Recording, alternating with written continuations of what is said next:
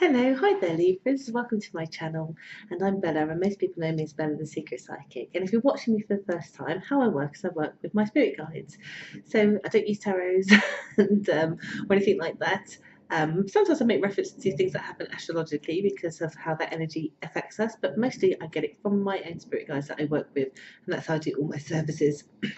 Sorry, I've been talking so long that my voice has gone a bit hoarse. So, if you'd like to know more about me, just look at my services down below in the links, and we'll just crack on, shall we, with what my guides want you to know when it comes to how to navigate your love life in May 2017. So, this is a love general reading to help you as you go along. So, first of all, I've been noticing every star sign that there's at least 1 week where people are thinking about things. And you are very similar to Leo's in terms of doing a lot of thinking and procrastinating about your love life in the first week, like in a very intuitive way. But it feels to me that you're very much starting the month, and particularly that first week, because we're just until the 3rd of May getting over the Mercury retrograde, which gets us to have struggle with communication, can get us to feel negative about the connections that we have or don't have. But it feels to me that the way it's been shown to me that you guys start that week definitely deep in thought, but definitely in thought of guarding yourselves. Like, I get you basically building a wall around yourself in a maze to make it really hard for somebody to get in. So this is either a reflection that you're single and you're not prepared to let somebody in, and so your dating habits are that you're dating without giving all of yourself because of wanting to protect yourself with this wall, or you are in a connection, new, long, or otherwise, where for some reason you're in that first week, and maybe because of the effects of the Mercury retrograde, that you're starting to build up a bit of a barrier between you and the other person, which is basically prolonging that communication barrier.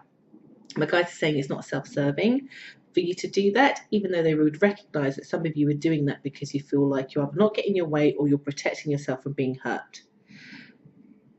And if you need to build a wall, yes, do it in that week, but then use that time to think about what you're doing, to then give somebody the key or the map or to break down the walls.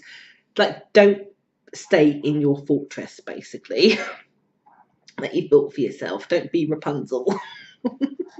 The male or the female version, because trying to climb, allowing someone to climb up your hair is going to hurt.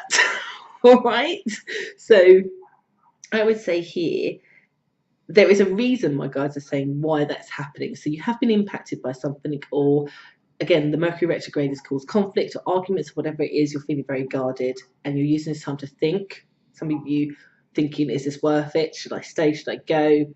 And some of you will decide, no, I'm going to stay, but I'm going to build this wall around myself. It feels to me that whoever you're with, they say that would work on them. But it is a little bit like, not manipulation, I guess, or maybe it is, that you're protecting yourself, but you're also kind of knowing it will affect that person, because it feels to me the other person would get very sensitive about it and would take it quite badly. So in a way, sometimes we have to take responsibility that we're not exploding something to make it worse than what it is. So use that think, use your intuition, let it empower you, but then, like I said, give that other person the roadmap or the key, i.e. communicate with them. Because without communication, you're just already setting a bad precedent into the direction of where this is going. But it's not just about allowing that communication to happen. My guide's saying you need to listen as well. So it needs to flow back and forth and not to be standing in your own position, immovable, and that it must be all your way. Yes, you'll get your way with some things, but compromise. Do you get me? So what's happening in the second week, guys? Yeah, I think the second week is pretty much like the first week. So I would say that everything I've just spoke about can go into the second week as well. What I would add to the second week is about being careful about your communication, that daggers aren't flying from your mouth because more daggers would just fly your way. The communication needs to be well thought out, and it needs to be done in an open way, not a closed way, and it needs to be done where actually, again, this whole thing about you listening, it will allow that other person to listen, will allow the conversation to flow better, to find that actually the fortress that you've built around yourself doesn't need to be there, but only you can let that other person in, because it's all been put on a little bit like you need to let the other person in, not the other way around. Do you understand? This seems to just last for the first 2 weeks, so if anything, it feels to me that basically the Mercury retrograde, as it goes direct, even though the kind of negative effect should have waned, it feels like in your star sign it prolongs itself longer than it needs to. Like you still have a bit of the effect of it, the residual effect of it. Recognize that, because this is the beauty of having a reading like this. Once you know it's there, then you can cognitively take control, set your intentions, and actually change it. Is that everything I've just said, basically, by just recognizing that energy and not building your fortress. Communicate, because you're probably, what guys are saying here is what you find by communicating, that you don't need, you spent all that effort building that wall when you didn't need to, basically. So, you know, in the last 2 weeks, really so much different. So it feels to me you will eventually get through that communication barrier. And what I've just said about it not feeling so bad is not bad at all. It feels to me that you and the other person start to nurture each other. You start to bond. You start to really want to protect each other. You want to invest in each other and get talks and plans about that being realised in a very monetary way. So this could be as simple as taking each other on a date night, or it could be as big and extravagant as let's move in together and we're going to choose a new place and we're going to do it together, and we're going to buy a car or get a pet or whatever this is. There is some sort of outlay financially that is a demonstration of your loving commitment to each other, but done in a really lovely and nurturing way that's supportive. So that guardedness is totally gone by the 3rd week, I have to say.